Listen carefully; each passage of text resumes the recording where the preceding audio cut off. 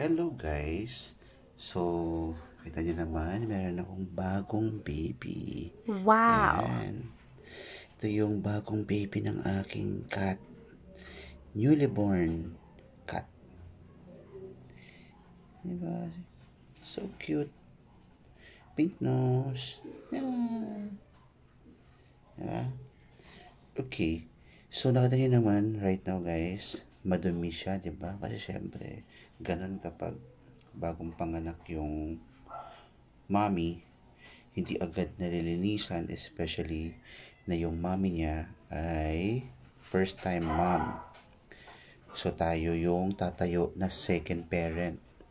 So yung gagawin ko sa kanya is lilinisan ko siya ng warm water. Okay? Kasi yung mommy niya hindi pa marunong masyado maglinis dahil syempre first time mom. So this is not my first time to clean or to handle a kitten like this. Okay? Kita nyo, medyo weak siya. So, dapat yung handle with care. Ganun siya ka-fragile. Okay? So, kuha lang tayo lagi ng water. Yan. Water lang siya. Warm water. Yung tolerable naman yung init. No? Huwag masyadong mainit. And then, we'll just rub it doon kay baby para malinisan siya. Okay? Kasi pag ganito talagang, ito kasi ano to halo to ng wiwi, haloin ng poop. Tapos makita mo medyo hindi pa talaga fully developed tong baby na to. So somehow weak, para sa akin na weak yung baby na yan. Weak tong baby na linabas niya. So hopefully yung nanay ay alagaan. Kasi usually kapag weak yung baby, hindi nila inaalagaan yan. Hindi nila pinapadede. Usually ganun lang ginagawa. So hindi pa siya fully developed na kung makikita natin may umbilical cord pa yan. Ayan siya. Ayan o. Umbilical cord pa. Hindi pa siya lilinisan fully ng nanay. Usually kasi kinakain ng nanay yung umbilical cord. So yan. Ganun lang yung paglilinis. Dump lang siya. Hindi pwedeng parang nagpapaligo ka ng aso. Hindi pwedeng ganun. Kailangan sobrang gentle with care. Yung naririnig nyo sa background, yun yung tatay niya. So, ayan. Konti lang. Dump lang. Hindi pwede yung madiin. Kasi baka masugat. Especially na, ayan o, nakita nyo ba yung skin niya guys? Ayan o, pink na pink pa. Hindi siya actually masyado pang talagang sabihin mo marami ng balahibo nung lumabas as compared doon sa isa niyang kasama or yung kanyang brother. Yan. So, pag napunasan na natin siya, okay na yan. Ganyan lang siya muna kasi yung magpipinish product niyan, yung talagang maglilinis niyan totally is yung mismong nanay na niya. Didilaan ng nanay yan, lilinisan. Ayan o, medyo madumi talaga siya. Yung iba dyan kasi is talagang blood stain. Yung iba poop or wiwi, ganyan. Tapos yung mami na niya yung magpapaligo sa kanya. Kaya Heart yung pangalan ng nanay niya. Dahil may parang heart siya sa ulo. Ayan o. Kaya Heart 2.0 to. Ayan na yung nanay pumupunta na rito. Baba na natin. Kunin ko yung isa para malinisan. Come here, baby. Come here. Pasok sa loob. Pasok sa loob. Pasok sa loob. Pasok. Pasok.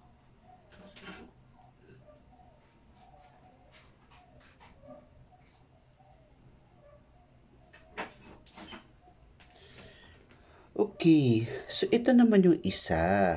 Yan. Ito yung healthy. Ito yung first baby. Kasi isa parang kalalabas lang nun eh. So, ito yung first baby niya.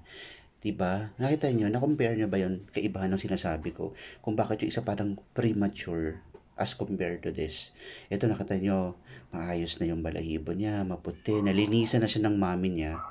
Yung tiyan niya, may konti pang umbilical cord pero mawawala yan, kakainin ng nanay na yan. Tapos ito, kung yung isa may heart dito sa likod, katulad ng mami niya, ito namang isa is parang yung tatay niya, si Bangs. Kaya ang tawag namin sa kanya si Bangs. Ito naman may Bangs din. O, diba? Sino mapagkakailang yun yung tatay? Diba? Yan. Ito lilinisan din natin to, pero partial lang. Hindi katulad ng paglilinis natin doon sa isa na medyo thorough yung mo yun, talaga, paglilinis. Ito, damp lang din, huwag masyadong madiin. Ito para lang hindi siya mabaho. Kasi syempre, yan may mga wiwi pa yan, ganyan. Pero ito mabango na to as compared to the other kitten. Yan. So, damp-damp lang din para linis. Ngayon, may tuturo ako sa inyo, no? Kapag yung nakakuha kayo ng kitten along the road, 'di ba? Tapos ganito kaliit, 'di ba? Napaka very impossible talaga paano mo siya bubuhayin. Ngayon, yung mami kasi nila ang ginagawa, dinidilaan yan dito para makawiwi, makapupo, dito sa part ng tiyan na to, dito, yan. Ngayon ikaw, for example, nakakuha ka ng ganito kalaki na cat at gusto mo siyang ampunin, at yung tipong gusto mo siyang alagaan talaga, para mabuhay, aside dun sa pagbili ng um, para sa kitten na milk, kailangan dadump mo dito sa dito. Ako hindi ko nagagawin yun, no? Pero I'll give you an example. Dinadump yan dito sa part ng ari nila dito sa tiyan, ginaganon ng warm water, ginaganon sila. Ang purpose nun is para maka-wiwi or makapupo.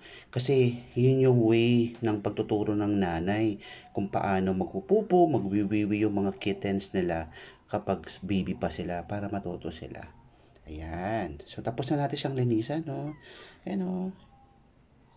Wala pa tong gender. Wala pa tong gender reveal. Di katulad natin na mga tao na paglabas or nasa loob pa ng sinapupunan ng mami, alam mo na kung babae, lalaki. Ito medyo mahirap mahanap kasi maliliit pa, oh.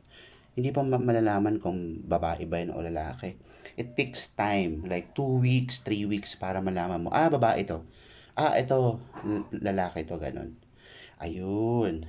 So, yun lang guys. So, thank you so much for watching this video. So, may konti kayong natutunan sa kung paano mag-alaga ng cat, no? Kung paano mag-alaga ng newborn kittens.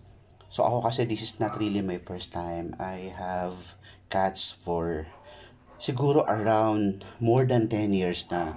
So, this is not really my first time mag-assist or magpaanak ng mommy na cat, no? So, ayan. Usually kapag ganyan, naghahanap yan ng warm place. Kasi siyempre ganun talaga yung nature nila. Doon sila sa tiyan ng nanay nila natutulog. Alam mo yun, to get the heat. So, yun. So, yun lang guys. Thank you so much for watching this video. Probably, I'll give you an update in a couple of weeks for their progress. And yun. So, bye-bye na baby. Bye-bye na to our televiewers. To our viewers. Bye-bye po. Thank you so much.